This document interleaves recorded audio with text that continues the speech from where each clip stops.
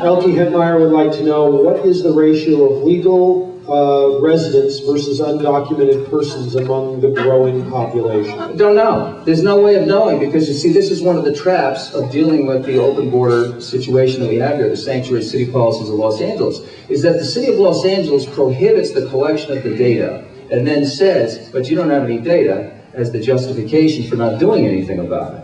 And this is the Rubik's, the Gordian knot that we find. This is a city that says that immigration policy is a federal responsibility, which it is, but then takes no responsibility for the encouragement of it that they legislate on a routine basis. And then on those very rare occasions when the federal government actually does something, when there was a raid in Van Nuys, the next day the mayor's having a press conference threatening to sue the federal government to stop it. So you can't have it both ways.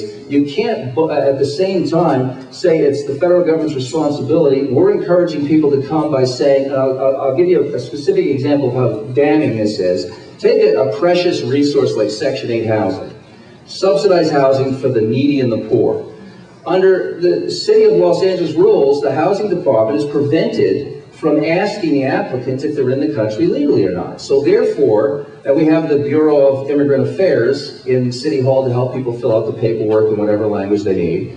But we don't distinguish as to who is getting the Section 8 housing. Therefore, native-born American citizens or legal immigrants to America who have fallen on hard times for circumstances can't get that precious city resource because it's been handed to somebody who came into the country and cut the line. And this is just one, I didn't even get into the trauma units and the emergency rooms and the classrooms and all of the other impact that this has had. But the lack of data is the data that is used against those of us who believe that this is a social catastrophe. If we all are asked to save water, why is the city giving developers millions with regards to building permits? Because they know that they'll all be reelected. Period. Because there's no one running against them, so they're taking care of their benefactors, who are the big developers. And the issue of water is, this is what we've come to in Los Angeles and increasingly California. It's government by it's the management, or I should say, it's the government of shortages, of crisis. It's the crisis du jour. In a city that has such amazing capacity to do things, we've lost the ability to plan for the most basic things like water. Is it a secret that the population is growing? When was the last time they constructed a reservoir? And how much water we lose that runs down the LA River or goes out in the wash into the ocean that's lost, that could be collected if you planned for the future, but they don't plan. So then, are you suggesting that full public funding of elections is the only way you can stop developers and builders from buying the politicians? I don't know. I tell you what my dream is my dream is, I don't know the answer to that. I don't know how that works, really. What I know is... I'll be happy to come on your show and talk about it. Okay. And I'd be happy to have that conversation, because it's always good to learn more. But I'll tell you right now, what we need is we need people to run for office who actually represent change. We need candidates. It's not enough for one person to be termed out and just hand it over to their chief of staff. And that's what we've been doing here. It's the same person.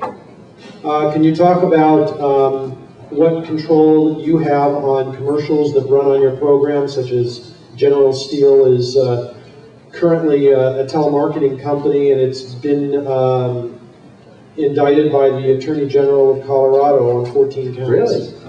I don't. The only commercials that I have control over, I have control of commercials at this level. I won't do an endorsement for a product that I have not purchased with my own money and use. And I have all kinds of people who come, the sales guys, or they come back and say, "Would you do this? It's prostate cream." And I go, "Maybe not." I mean, I won't do any medical products because I can't vouch for them, and I'll tell you a true story. Actually, this is hysterical. One of the sales guys, this is years ago. For those of you who were late night people with me on Red Eye Radio years ago, one of the sales guys came and said, "There's this fantastic product. It's a stool, and you put it in front of the toilet, and you put your feet up on it, and it's ergonomic, so it actually helps your bowel movements because it pushes your spine into the proper position." And I'm looking at this guy and thinking, well, he's kidding, right? And he keeps going with this. I said, "Vern, This is a stool for your stool. I'm not doing a commercial for a stool. So you will get some interesting offers. Ira Cromerman wants to know, how many schools have you visited in the Los Angeles and San Fernando Valley? How many schools? Yes. Oh, probably over the 8 years I've been here, at least 2 dozen. At least 2 dozen. What's been your impression?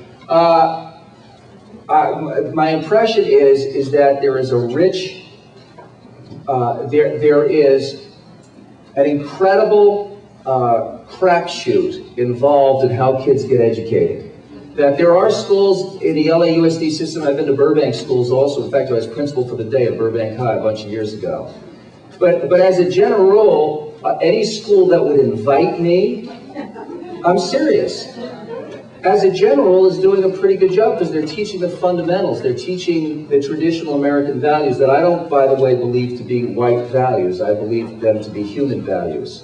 I think that they are, and I feel very strongly about that. Can you talk about signage, billboards, signs on trailers, parking signs on parking streets? Like, we even have one, by the way, up on Ventura Boulevard for our farmers market, taking up a parking place. We have signs that are on properties that say that the properties are maybe for lease, maybe not, and so on and so forth. And there just seems to be a continuing growth of signs everywhere, selling or promoting something. Well, not only that, well, it's blight. It's a quality of life issue that for some reason you have to, when you talk to your city council person, as a general rule, they just don't care. They're non-responsive. And I'll tell you something, it's beyond just the paper signs. The city puts up pipes with these ridiculous, well, I got one in front of my house, and I'm confessing to a crime here. I cut it down with a hacksaw. I had a giant sign that was warning trucks over 18 tons. I live in a cul-de-sac, all right? So this is not like an on-ramp for the 5 freeway heading to Portland, but I got this thing looming over the front of the house, and I cut it down. So, you know, maybe I shouldn't encourage law breaking, but get yourself a good hacksaw blade and have fun. With that, a couple things. Number one, Doug's not aware of it, but we have a tradition here, which is he can't leave until everyone has had an opportunity to talk with him. So that's number one. Number two, his video is available in the back. Number three, please clean up. Number four, see you at the Notre Dame High School next month. Thank you very much. We'll see you back at the table with my lovely wife, Penny Pride, and co-producers there. Thank you for having me. Thank you so much. Nice work, Ellen.